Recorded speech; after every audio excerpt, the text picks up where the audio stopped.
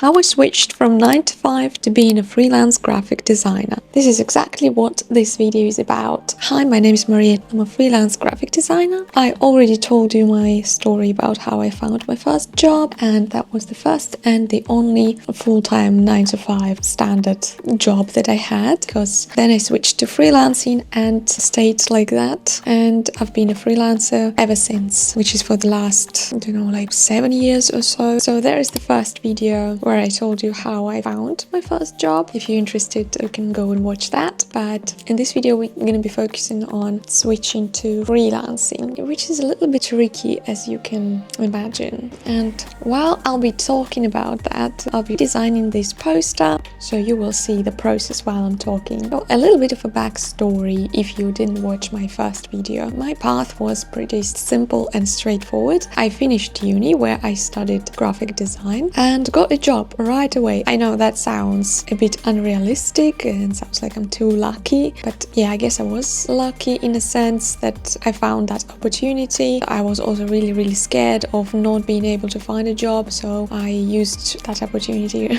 as best I could, and I ended up getting a job. I was a full-time graphic designer in an advertising agency. That advertising agency worked for a cinema chain, so most of the stuff we were doing was for cinema, upcoming movie premieres, special events, everything that has to do with social media for that movie chain. So basically it's more of an entertainment industry, I would say, and I was really happy that I got that job. I've always wanted to work in something like non-serious industry, if that makes sense, like not in a bank or a pharmaceutical company. I've always wanted to work in something entertaining, like a bit more interesting. But in about 2 weeks after working there, I realized that I really want to quit, which sounds a bit counterintuitive considering that it wasn't like a horrible job or anything. I really loved that job initially. There was nothing wrong with the team that I was working with. I mean, I just found that subjectively it's not for me. So even though it felt like a dream in the very beginning,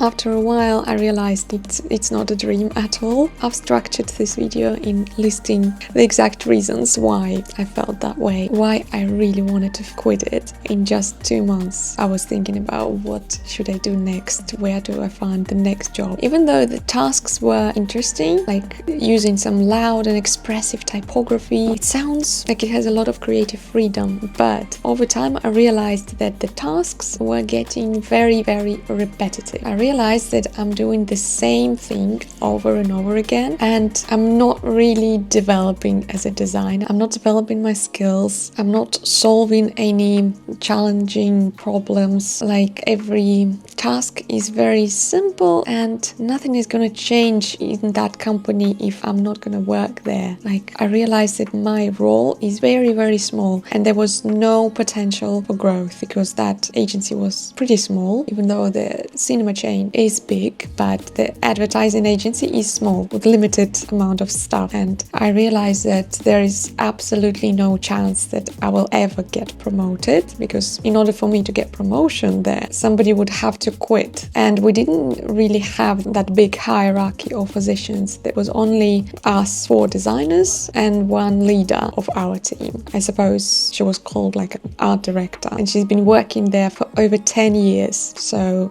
I don't think she was gonna quit anytime soon, or even if she did, they would probably take somebody else from the team who was working there longer than me. I was the youngest, so I realized there is no chance of growing. So that was probably the main reason, and it was just becoming really boring to do the same tasks. Well, obviously you can be proactive and experiment, but still your role is very small. Every time they discussed the projects about how to promote a certain movie premiere, they would never discuss it with designers. They discussed it with our art director and other like PR people. I don't know what exactly they were called. So I felt more like a machine, or even not the entire machine, like a piece of machine, like a little button that if it doesn't work, the entire machine wouldn't stop running, if that makes sense. The second reason, more subjective and really affecting my mental health, felt, to be honest, was the mismatch in visual tastes in me and my boss, because the stuff that she liked I didn't like, and she didn't like what I liked. Sometimes we had some overlap, but as she was my boss, I had to listen to her, and it was really difficult to communicate, to justify why I don't want to change that to something completely different from what I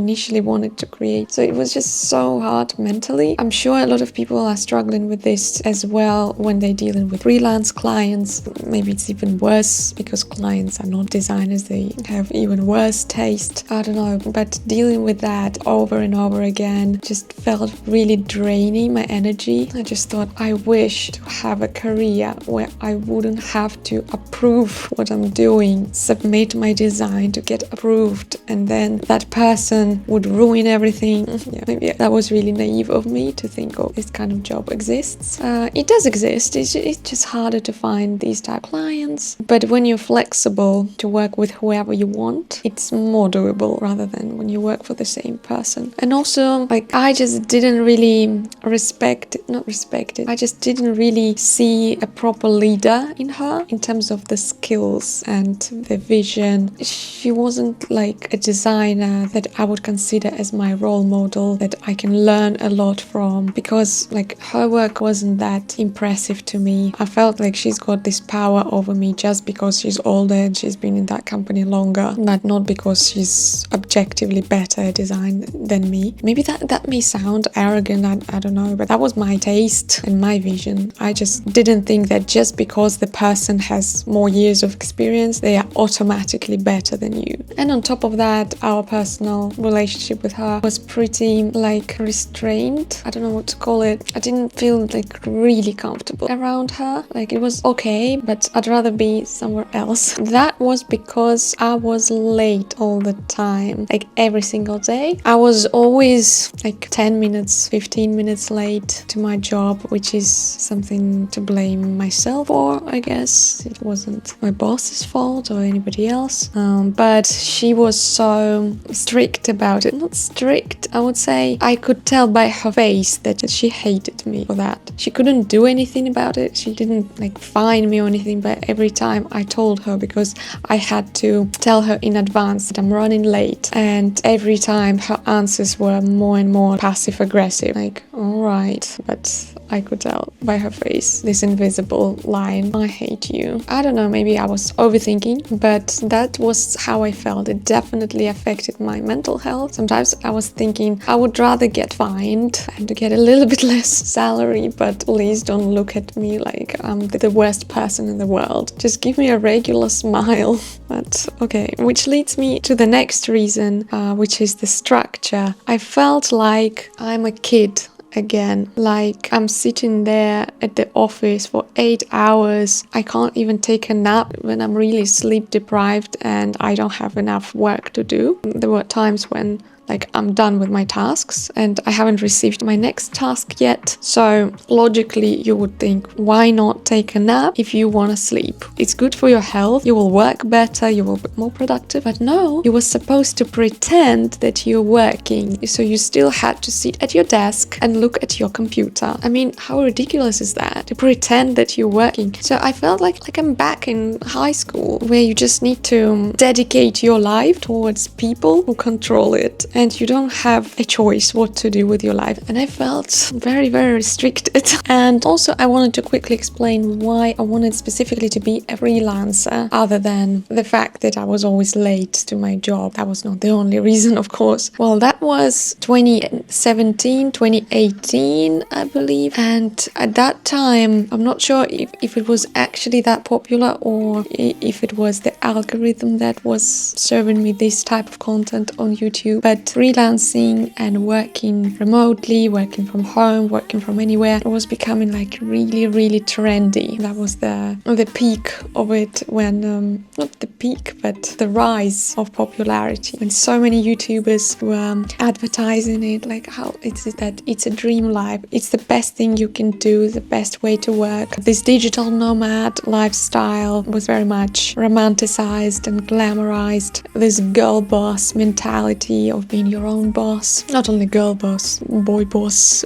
regular boss as well. And it affected me a lot, given that I love traveling. So I realized that that's how I pictured my ideal career, just to be free from your employer and from other people. So I just thought the best job in the world is the one where you don't need to talk to people at all, especially to give them your work, to assess how well you did, to criticize it. I didn't really like that concept. So I just thought being a YouTuber is the best work in the world. But freelance graphic design seemed really nice as well. And on top of that, there is an important context that you need to understand. I was living in Russia and not in the capital city or St. Petersburg. I was living in a smaller town. Well, it's still pretty big, but not as big as the capital. And the salaries in Russia are really, really low. And I just knew that there is absolutely no way of me to make enough money working for someone, because these kind of salaries that I want, they just don't exist. Maybe somewhere in Moscow where I need to compete for them and to be the best of the best designers, stuff like that. But I just thought I'll just try to do it myself online somehow. I'll give myself a chance. Plus, I wanted to have a potential freedom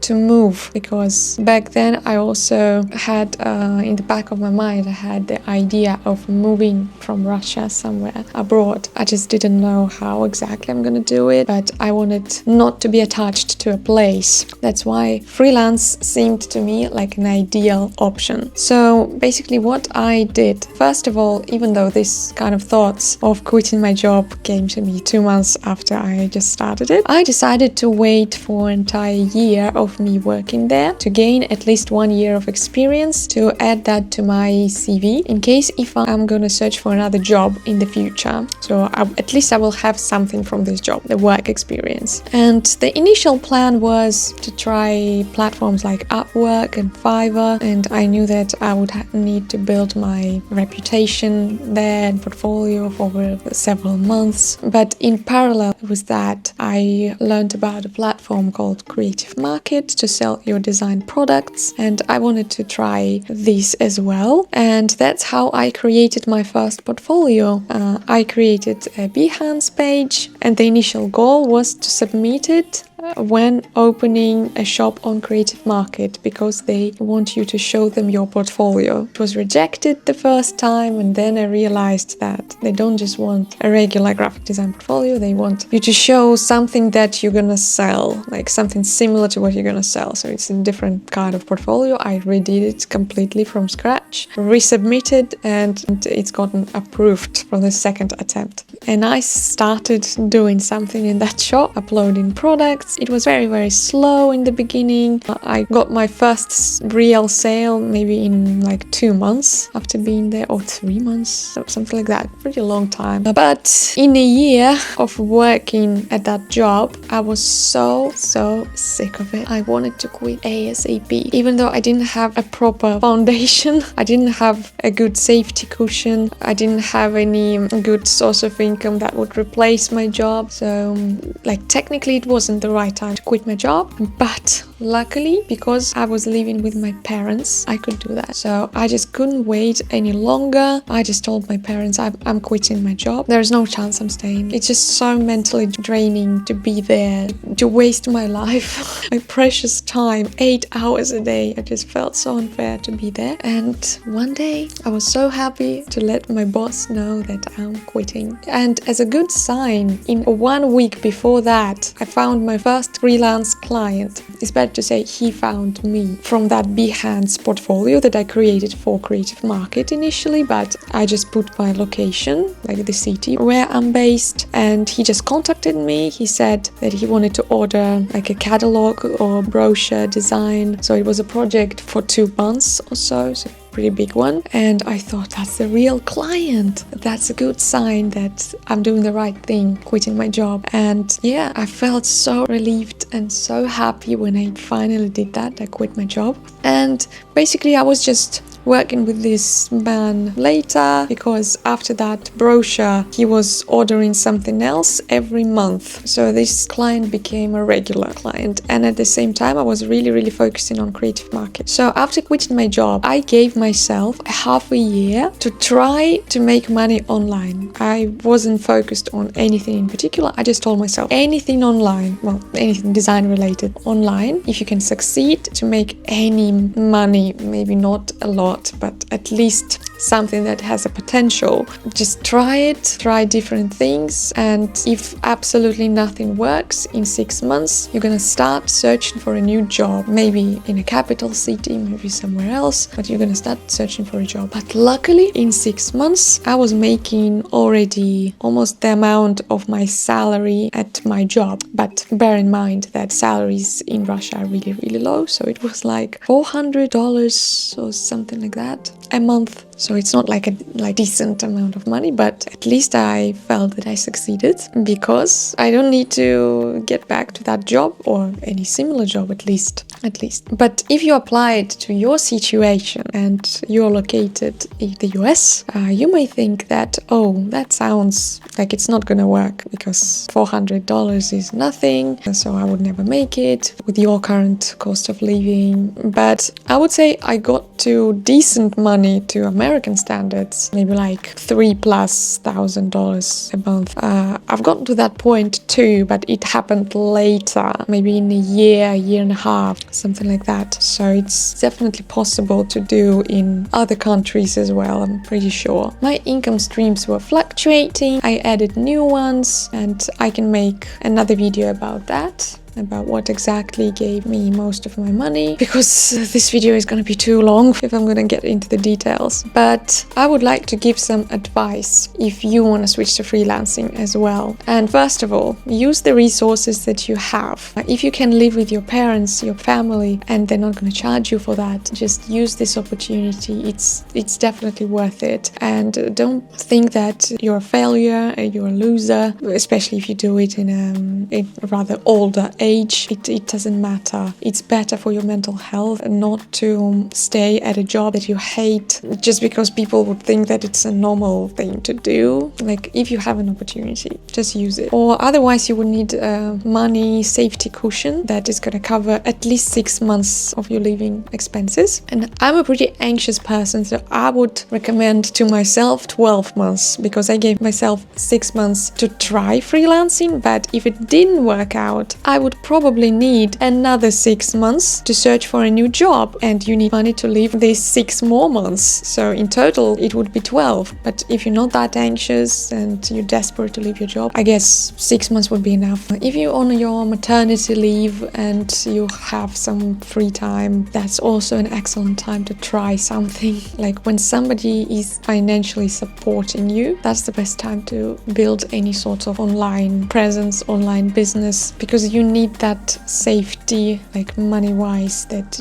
you wouldn't be so worried about how to pay rent next month. And most realistic scenario, I'm thinking it would be a gradual transition, because most people don't have this opportunity to move back at their parents' house and live there for free. Some parents may not be okay with it. So in that case, it can take you longer, and it should be a gradual transition from your job. Just use all your free time that you have, the weekends, the evenings, and I don't know, it's really hard to advise you to keep your work-life balance. I think for a while it's going to be imbalance, but if you really want to do it, I mean, it's worth it. It's definitely worth it if you end up in the right place that you've always wanted to, or at least you will try. You can always go back and search for a new job. So the second piece of advice is the earlier you start, the better, especially when it comes to slow ways of making money, like product-based income, like Etsy, for example. Or if you start a YouTube channel, you need years. I until it grows properly, or an Instagram blog or anything like that. So you need a lot of time. The more the better. So the earlier you start, the better. If you're still a student, it's an excellent time to start. Unfortunately, I didn't think about it when I was a student, but that would have helped a lot. The third, make your work present online. Just publish it everywhere. Behance, Dribble, Instagram, LinkedIn. Also repost everything on Pinterest to spread your work even more across the internet and increase your chances that somebody will discover you. And don't think that you need like a lot of projects in your portfolio. If you have just 2 or 3 but really decent projects, that's already enough to start pushing yourself everywhere online as a graphic designer. The next piece of advice would be, once you find your first freelance client, try your best to keep them. Just provide the best customer service. Do everything on time. Just try to over-deliver so they will stick to working with you more and more, and it'll just give you more stability in life, knowing that you have a loyal client that keeps coming back to you. If you live in a big city, don't miss out on networking events. You can find clients there. You can find other designers who can outsource you clients that they can't handle. There are a lot of successful designers like that. They just physically don't have enough time. So all these connections, they are very much needed. And I can make another video about how to find clients specifically, because I know a lot more ways how to do it. It's not only just posting your work and passively waiting and something happens. So let me know if you want this type of video. And I can't really say that freelancing is the best way to build your career as a graphic designer and the only way to succeed, the only way to have freedom. Not necessarily. For some people, 9-to-5 job works better. It can give you more stability, more peace of mind, and there are different types of jobs. I only tried one, so it's hard for me to talk about every single job existing in this world. Freelancing is just something that I prefer personally for my subjective reasons that I told you about. For my personality type, it's also based on my experience, my background, and who knows what I would say if I started my career, if I lived in a big city full of opportunities. If I, let's say, lived in London, maybe my dream would be not becoming a freelancer, but joining some big corporation or a startup and becoming a successful designer there. And yeah, let me know if you liked the result of the poster that I created. So that was my story and my recommendations for you if you want to pursue graphic design through freelancing. So it's definitely doable. If that's your dream, I wish you the best of luck and a lot of patience, and I hope everything will work out the way you want. If you found this video helpful, please give it a like, subscribe to the channel. Thank you so much for watching, and see you guys next time. Bye!